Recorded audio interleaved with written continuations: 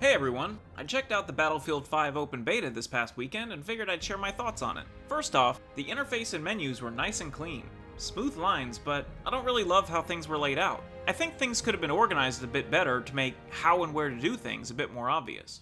They only had the 32 on 32 modes playable, Grand Operations and Conquest, and only 2 maps are available, which both modes could take place on. So unfortunately, I can't comment on the single-player campaign or smaller-scale skirmishing, but the large-scale battles did have that classic Battlefield feel, Conquest especially. It's your standard attrition mode. All points on the map are open for capture. Hold the majority to reduce the opponent's reinforcements. First to run out of troops, loses. Grand Operations, on the other hand, involved an assault-type structure taking place over a night and the following day. The first section involved the Allies trying to blow up 4 Axis gun emplacements with satchel charges. If they're successful, they have an easier following day. Fail, and it's harder. The next day, the Allies then begin to move inland, and are tasked with capturing points, 2 by 2, pushing forward until they reach the final point.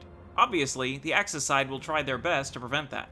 Matchmaking was really fast, probably due to there only being a single mode open and limited map choice, but still, it was nice. Loading times took a little long when first loading into a match, but the matches are long, around 25 to 30 minutes, and the maps are large, so it's not really a big deal. It's better than long queues and short loading if you ask me. So, the gameplay. It's a pretty standard war shooter. You have your primary, secondary, and a melee weapon, a grenade of some type, and a utility item. There's 4 classes: Assault, Medic, Engineer, and Recon. Assault being your standard AR-wielding soldier, and the Medic can revive teammates faster. The Engineer is actually pretty interesting. They can build obstacles and obstructions to fortify points, making defense a lot easier. And then you've got Recon, the scout with a sniper rifle, which usually makes up the majority of your team, played by people who cannot aim, and mainly just camp around not aiding in capturing the objectives. Pretty standard. Each class gets XP as you play them, and leveling them up gives you access to more weapon options. Each class having 4 options of primary weapon, and each weapon also earns XP when used. Leveling those up unlocks perks you can buy with some currency I didn't realize I was earning. Some of those perks seem a bit unbalanced when comparing the haves and the have-nots. There's your standard recoil reduction, which can decide who lives and dies in a small firefight, but also faster bullet travel you can unlock on sniper rifles, making hitting moving targets a lot easier. Anyway, you can also unlock individual parts to modify the look of each weapon, but the only one I noticed affecting gameplay was changing the sights. There was also character customization for all of the classes, but it was locked, so I can't comment on that. All of it is purchased with this in-game currency. It looks like you earn some for playing, and also by completing assignments, which can be weapon or class-specific actions. Hopefully the rate at which this currency is earned is balanced properly, or this could be a main avenue for EA to try to milk more money out of its customers.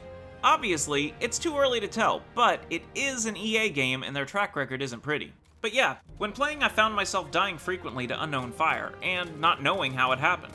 As the game lacks a kill cam, it's tough trying to learn from your mistakes and just starts to get tiring. Furthermore, although the sound in the game as a whole was really good and quite realistic, I found, more times than not, I couldn't hear enemy footsteps. So getting cut down from behind by a silent, jackbooted soldier was extremely common. They're not ninjas.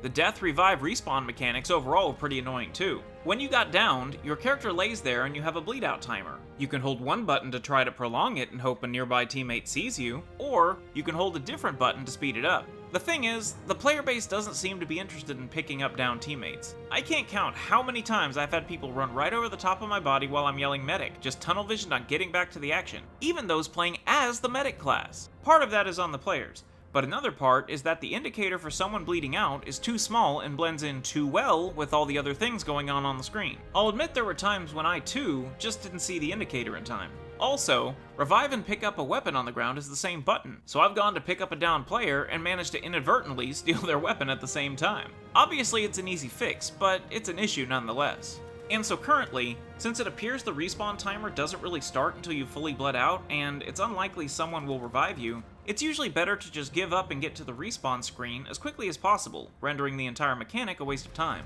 That pretty much wraps up my thoughts on the Battlefield 5 open beta. It's not bad, but there's definitely some things that need to be tweaked. I'm mostly worried about how the currency situation works out, because the things you can buy with it definitely affect gameplay, which certainly can lead to a pay-to-win situation. We'll see how it all works out when the game releases October 19th. That's all for me. Thanks for watching.